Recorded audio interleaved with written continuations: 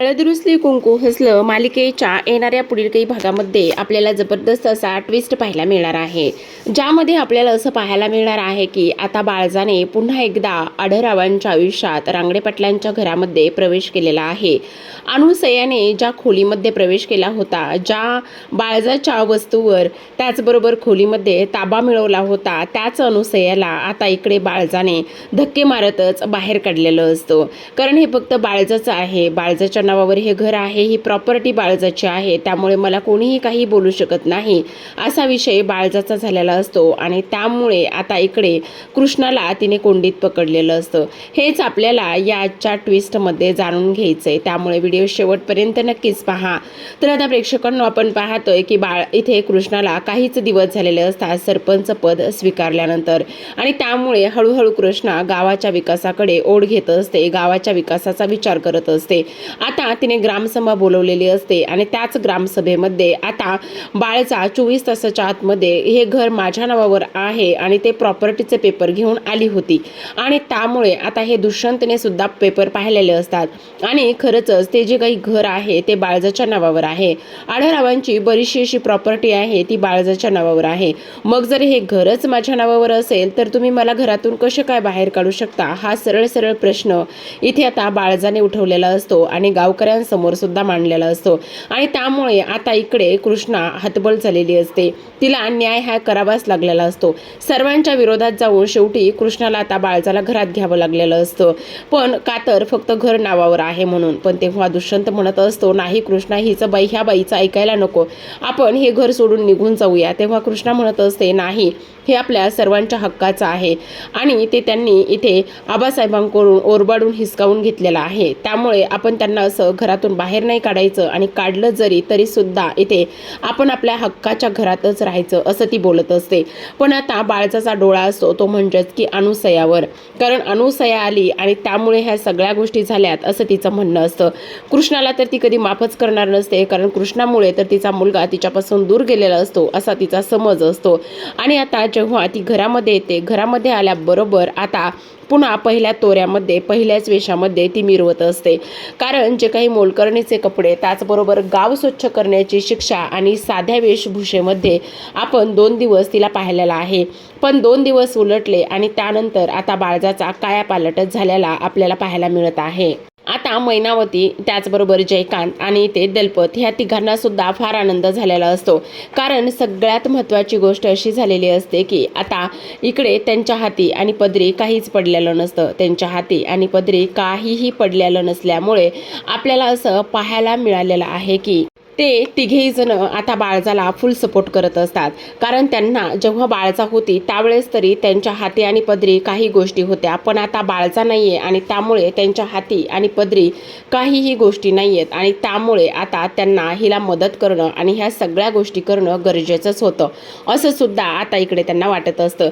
आता सगळेजण हॉलमध्ये असतात आणि सगळेजण हॉलमध्ये असल्यानंतर तिच्याशी धडकून नीट बोलत सुद्धा नसतं, पण ती म्हणत असते, आता ह्या घराचा कारभार आणि ह्या सगळ्या गोष्टी माझ्या हातामध्ये आहेत, काही जरी झालं ना तरी सुद्धा इकडे ह्या घरची मालकीन आणि ह्या प्रॉपर्टीची मालकीन मीच आहे, त्यामुळे मला घरातून कोणीही बाहेर काढू शकत नाही, समजलं।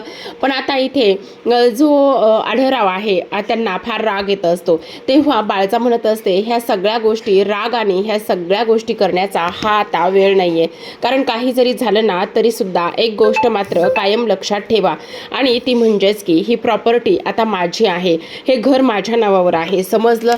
तर इकडे आता आढळरावांना खूप जास्त त्रास होत असतो, तेव्हा कृष्णा बाकीची लोक सुद्धा त्यांना समजावून सांगत असतात आणि म्हणत असतात, हे बघा, ह्या सगळ्या गोष्टींचा विचार जास्त तुम्ही करू नका, जे काही झालंय ना त्या सगळ्या गोष्टी सोडून द्या।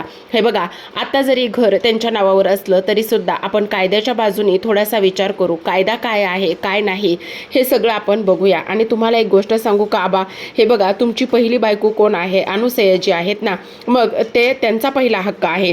जरी ह्यांच्या नावावर हे घर असलं तरी सुद्धा आपण कायद्याच्या बाजूने विचार करू आणि कायद्याच्या बाजूने विचार केल्यानंतर सगळं काही काय होतंय हे सगळं काही आपण पाहू, असं सुद्धा आता इकडे ते लोक बोलत असतात. तेव्हा आता इकडे आढळराव अनुसया समोर जातात, तिचे हात जोडून माफी मागत असतात आणि हात जोडून माफी मागितल्यानंतर ते म्हणत असतात, अनुसया मला माफ कर. हे बघ, झाल्या त्या गोष्टी माझ्या हातात नाही आहेत आणि तुला माहिती ना इथे बाळजा कशी आहे, तू काळजी करू नको, सगळं काही व्यवस्थित होईल. तेव्हा कृष्णा सुद्धा शब्द देत असते. ती म्हणत असते, हो मी तुम्हाला शब्द देते, मी तुम्हाला वचन देते, काही जरी झालं ना तरी सुद्धा एक गोष्ट मात्र कायम लक्षात ठेवा, आणि ती म्हणजेच की आपण ह्या सगळ्या ज्या गोष्टी आहेत ना त्या मात्र ह्या पद्धतीने होऊ द्यायच्या नाही, असं सुद्धा आता इकडे ती बोलत असते. त्याच वेळेला आता दुष्यंत कृष्णाला म्हणत असतो, मला तर काय करावं आणि काय नाही हे समजतच नाही, आणि त्याचबरोबर आता हे सगळं काय आहे असा ती विचार करत असते. आता इकडे जी काही अनुसया आहे ती अनुसया मात्र इथे तिच्या खोलीमध्ये जाते आणि त्याच वेळेला बाळजा तिच्या खोलीमध्ये जाते आणि बाळजा तिच्या खोलीमध्ये गेल्यानंतर आता अनुसया आणि बाळजा ह्या समोरासमोर असतात. बाळजा अनुसयाचा हात पकडते आणि तिला म्हणत असते, तुझी हिंमत कशी झाली माझ्या खोलीमध्ये मला न विचारता पाय ठेवण्याची, तू आहेस तरी कोण आणि त्याचबरोबर तू हे सगळं का आणि कशामुळे करतेस, असं स्पष्टपणे ती तिला बोलत असते. आत्ताच्या आत्ता तुझं सामान उचल आणि काय गये, माझ्या सामानाला हात लावून माझं सामान ह्या घराच्या ह्या खोलीच्या बाहेर काढण्याची तुझी एवढी हिंमत कशी काय वाढली, असं ती अनुसयाला बोलत असते. आणि तुला माहिती आहे ना, एकदा माझा नेम चुकला होता पण आता दुसऱ्यांदा पुन्ह्यांदा माझा नेम चुकणार नाही, त्यामुळे आत्ताच्या आत्ता हे सगळं सामान घ्यायचं आणि आत्ताच्या आत्ता हे सगळं सामान घेऊन या खोलीच्या बाहेर जायचं, समजलं तुला, असं सुद्धा आता इकडे ती बोलत असते. आता अनुसयाला धक्के मारतच खोलीच्या बाहेर काढलेलं असतं. तेव्हा मात्र कृष्णाला राग अनावर होतो. कृष्णा आणि त्याचबरोबर आता आढळराव आणि दुष्यंत हे तिघेही जण बाळजाकडे जातात आणि बाळजाकडे गेल्यानंतर ते म्हणत असतात, अगं जरा तरी माणुसकीला जाग ना, अशी कशी तू आहेस, पाताळींत्री बाई आहेस तू. तेवढ्यातच आता जयकांत दाराशी उभा राहूनच हा सगळा काही तमाशा ऐकत असतो. इकडे बाळजा म्हणत असते, मी काय चुकीचं केले, मी काही चुकीचं केलं नाही, तो माझा हक्क आहे, ही खोली माझी आहे, उलट तिने माझ्या खोलीमध्ये का आणि कशामुळे प्रवेश केला, तिने मला विचारलं होतं का, असं म्हटल्याबरोबर आता इकडे समरला फारच राग येतो आणि समरला फार राग आल्यानंतर तो विचार करत असतो, आता मी ह्या बाईला सोडणार नाहीये, काही जरी झालं तरी सुद्धा ह्या बाईचा मी अंत करणार, ह्या बाईचा मी शेवट करणार, असं सुद्धा आता इकडे तो बोलत असतो. त्याचबरोबर हे सगळं काही बोलल्यानंतर आपण पाहतो की इकडे समर जो आहे तो समर बाळजाच्या त्या फोटोला आणि त्या सगळ्या गोष्टीला आग लावण्याचं आणि जाळून टाकण्याचा प्रयत्न करत असतो. तो म्हणत असतो, नाही झाल्या त्या गोष्टी खूप झाल्या पण आता मी शांत बसणार नाही, असं तो स्पष्टपणे बोलत असतो. कारण ह्या बाळजाने धक्के मारत माझ्या आईला घराच्या बाहेर काढलेला आहे आणि धक्के मारत माझ्या आईला घराच्या बाहेर काढल्यानंतर मी मात्र आता शांत बसणार नाही, असं सुद्धा आता इकडे तो स्पष्टपणे बोलत असतो.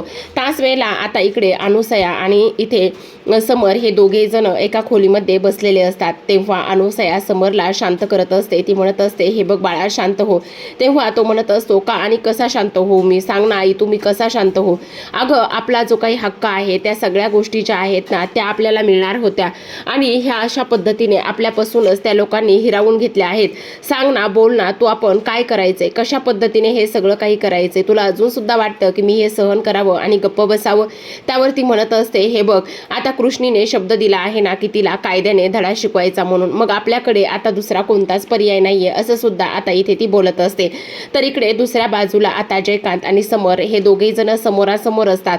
तेव्हा जयकांत म्हणत असतो, अरे काय हे समर, तुझ्या एक गोष्ट लक्षात येते का, अरे बाळजाबाई आहे ती बाळजाबाई कोणालाही एवढ्या सहजासहजी अजिबात सोडत नाहीये, आणि तू काय विचार करतोयस इथे तुला आणि तुझ्या आईला ह्या घरामध्ये जागा मिळेल, तुला असं वाटतं का, तरी असं होणं शक्यच नाही. कारण किती नाही म्हटलं ना तरी सुद्धा एक गोष्ट मात्र कायम लक्षात ठेव की काही जरी झालं ना तरी सुद्धा ती बाळजा सगळ्यांना सडेतोड उत्तर देते आणि सगळ्यांनाच इथे पुरून उरते, ही गोष्ट मात्र तू कायम लक्षात ठेव, असं सुद्धा आता इकडे तो बोलत असतो. आणि जर तुला माझ्याशी हातमिळवणी करायची असेल तर मग बघ, कारण आता इकडे जो जयकांत आहे, जयकांत हा डबल गेम खेळायला सुरुवात केलेली असते.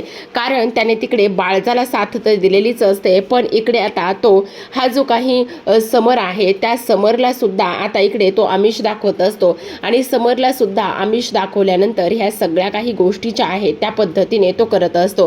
तर आता इकडे समर म्हणत असतो, बोल काय करायचं आहे.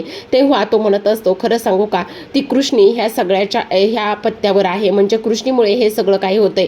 मला तर असं वाटतंय की काही जरी झालं ना तरी कृष्णाला आपण ह्या घराच्या बाहेर काढून द्यायचं, घराच्या बाहेर हकलायचं, असं तो बोलत असतो. पण तेव्हा तो म्हणत असतो ते कसं शक्य आहे, कृष्णा आता सरपंच आहे, त्याचबरोबर इथे घरामध्ये तिला सगळेजण सपोर्ट करतायत. पण आता तो म्हणत असतो अरे ते जरी खरं असलं तरी एक गोष्ट तुझ्या लक्षात येते का, आपण ह्या सगळ्या गोष्टी कशा करायच्या, राजकारणामध्ये बऱ्याच काही गोष्टी होत आहेत, हे मी तुला काही नव्याने सांगायला नको, बरोबर की नाही, असं सुद्धा आता इकडे तो बोलत असतो. इकडे दुष्यंत मात्र स्वतःला खूप जास्त दोष देत असतो. तो म्हणत असतो नाही, ह्या सगळ्या गोष्टी मी अजिबात सहन करणार नाहीये, कारण आता माझी आई एवढ्या खालच्या थराला जाईल आणि हे सगळं करेल, मला हे सहनच होत नाही. तेव्हा कृष्णा म्हणत असते तुम्ही नका काळजी करू, हे बघा कायद्याच्या ह्यानी आपण सगळं काही व्यवस्थित करू आणि त्यामुळे आपण आपलं हे आयुष्य बर्बाद करायला नको. तुम्हाला गोष्टी सांगू का, भूतकाळामध्ये बऱ्याच काही गोष्टी घडलेल्या आहेत. आता बघा ना, हे घर त्यांच्या नावावर आहे म्हणून त्यांच्याकडे पॉवर होती, पण दुष्यंत सरकार तुम्ही एवढा नका बरं विचार करू, मी आहे ना, मी सगळं काही व्यवस्थित करतो, असं आता इकडे ती त्याला बोलत असते आणि सांगत असते. पण दुष्यंत मात्र पूर्ण खचलेला असतो. आता दुष्यंत आणि कृष्णाच्या समोर ह्या दोघांच्याही अंगावर ही जबाबदारी पडलेली असते.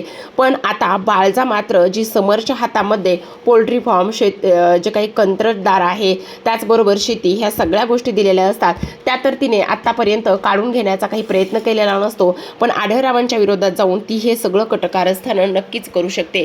आता घरातील मोलकरीण इथे तिने अनुसयाला बनवलेलं असतं आणि त्यामुळे आढळराव तिच्याकडे जातात आणि म्हणत असतात अगं अगं बाळजे, जरा तरी विचार कर गं ह्या सगळ्या गोष्टींचा, असं नको करूस, अगं किती खालच्या थराला जाणार आहेस, का अशी वाकायला लागलीस, का हे सगळं काही करायला लागलीस, असं नको करू, आणि जरा तरी लाज बाळग, अगं तू कुठे एवढी पापं फेडणार आहेस. त्यावेळेस ती म्हणत असते मी बाळजा आहे, बाळजा, माझ्या वाटेला जर कोणी गेलं तर त्याचं असंच होणार, समजलं.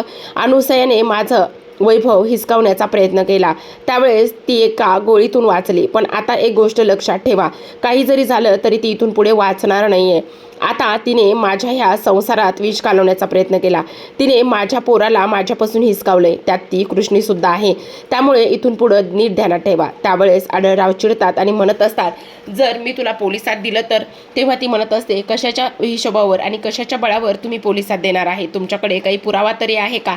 त्याच वेळेला आता इकडे कृष्ण आलेले असते ह्यांचा आवाज ऐकून, आणि कृष्णा म्हणत असते आबा तुम्ही इथून चला, त्या बाईच्या नादी लागू नका, असू द्या, आता त्यांना आपण शिक्षा तर करायचीच आहे, पण ती कशा पद्धतीने शिक्षा करायची आणि काय करायचं हे आता आपलं आपण ठरवूया, असं सुद्धा आता इकडे कृष्णा बोलत असते.